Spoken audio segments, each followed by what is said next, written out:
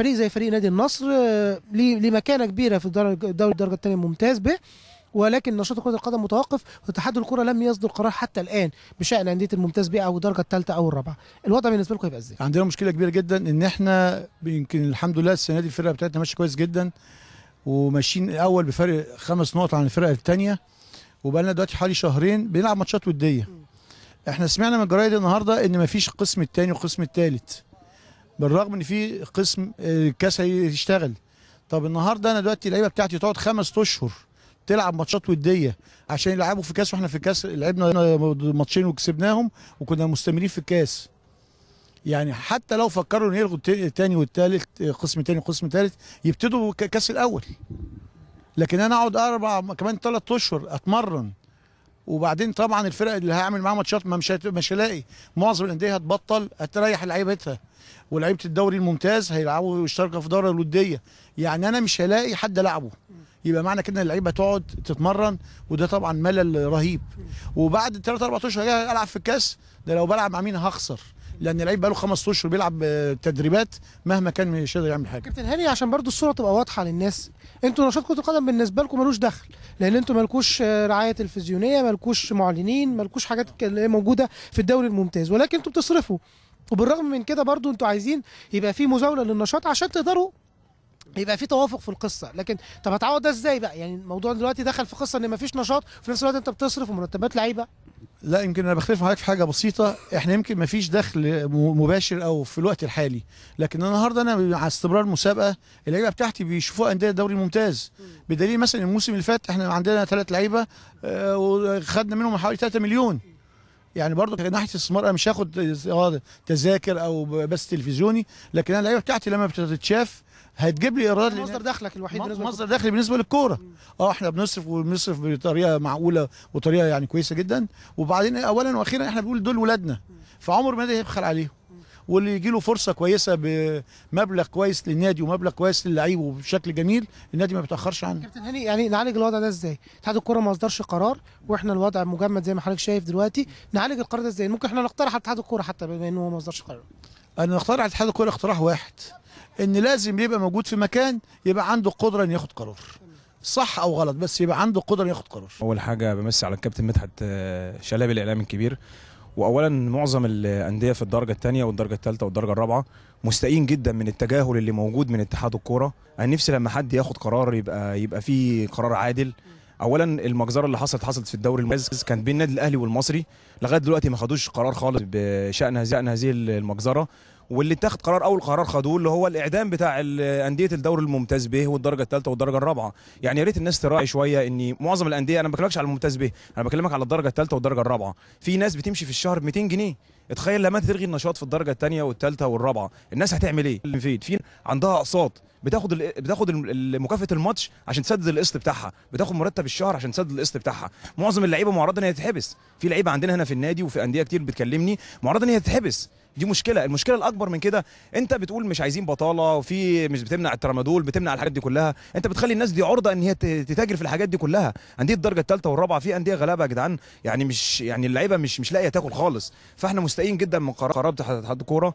وانا بناشد الكابتن مدحت شلبي اللي هو الاعلامي الكبير، البرنامج بتاعه المسموع، ان مفيش مشكله زي ما هو جامله ناس كتير السنه اللي فاتت ولغوا الهبوط بتاع الدوري الممتاز. ايه المانع ان هو يشتغل الدوري الممتاز بيه السنه دي والدرجه الثالثه والرابعه وكله يستمر؟ والصعود والهبوط هيبقى ازاي؟ الصعود والهبوط بالنسبه للفكره انا بقترح على الكابتن مدحت شلبي من وجهه نظر متواضعه، يعني فكره بسيطه جدا ما فيهاش اي مشكله.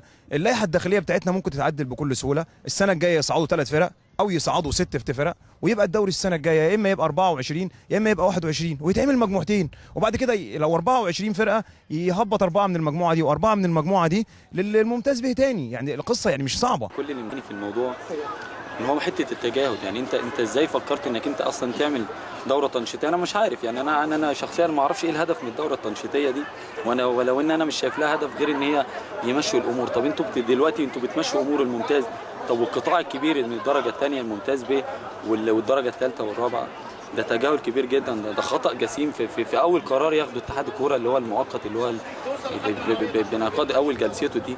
ده اول قرار خطا طبعا. ده قرار غريب جدا. يعني قطاع كبير جدا، ناس كتير جدا يعني ممكن بالموضوع ده يعني بالظبط قاعدين في بيوتهم. لما يبقى اخر ماتش رسمي ليك انت في شهر 12 ولا شهر 1 وتيجي تقعد فتره طويله جدا لغايه شهر 8 7 شهور. اللعيبه يعني اللعيبه بالنسبه لها البدني بتاعها والفني، وده طبعا ده بخلاف الوضع المادي. يعني الوضع المادي ده شيء ده مفروغ منه. يعني ناس كتير تقعد وناس كتير مسؤوله. سيبك انت، يمكن نادي النصر، يمكن في انديه دلوقتي ملتزمه مع اللعبه بتاعتها. في انديه دلوقتي بتقول لك لا تقعد في بيتك لغايه شهر 6 وشهر 7. الموضوع كبير جدا. طب الناس الملتزمه، الناس اللي فاتحه بيوت، الناس اللي ملتزمه باقساط، الناس اللي ملتزمه بحاجات كتير جدا، هم ازاي نسيوا دي؟ يعني انا مش فاهمهم ازاي نسيوا حاجه زي دي. نسيوا قطاع كبير جدا وركزوا بس في ال 19 ولا 18 نادي بتاع الممتاز الف. انت عايز توجه رساله يا كابتن مدحت، كنت عايز تقول رساله ايه؟ عايزين نبص العامل الملابس، والعامل اللي بيرش الملعب، والعامل اللي بينظف والعامل اللي بينظف المدرج. دول كلهم ناس غلابه ما حلتهمش الا قوت يومهم، ومش هقدر يعني اقول الا حسبي الله ونعم الوكيل في كل من تسبب في قطع ارزاق الناس دي. احنا يعني بنمر بحاجات صعبه جدا، يعني في ظروف النادي واللي بره النادي والناس اللي لها مصالح في الدوري، ان يتلغي والدوري يرجع والدوري ما يرجعش. احنا ده يعني احنا مالناش ذنب في كل دوت.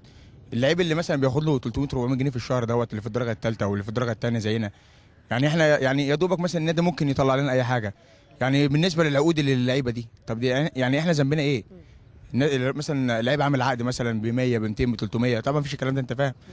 يعني الانديه بقى اللي هي مثلا زي الاتصالات زي الترسانه ايا كان الاسامي، بس انا بتكلم في يعني الظروف اللي في عقود في الدرجه الثالثه والرابعه العقد بيبقى ب 1000 جنيه وب 500 جنيه. لو سامع يعني ده يعني جت فتره تقريبا كان كابتن مدحت عرض في البرنامج، يعني ان كان في لعيب عامل عقد بتاعه ب 1000 جنيه في السنه. طب ده يعني ده يرضي ربنا؟ والناس دي هتاكل منين وتشرب منين؟ دلوقتي بيقول لك الراجل اللي بيبيع كوبايه شاي في المدرج، طب هياكل ويشرب منين؟ والناس اللي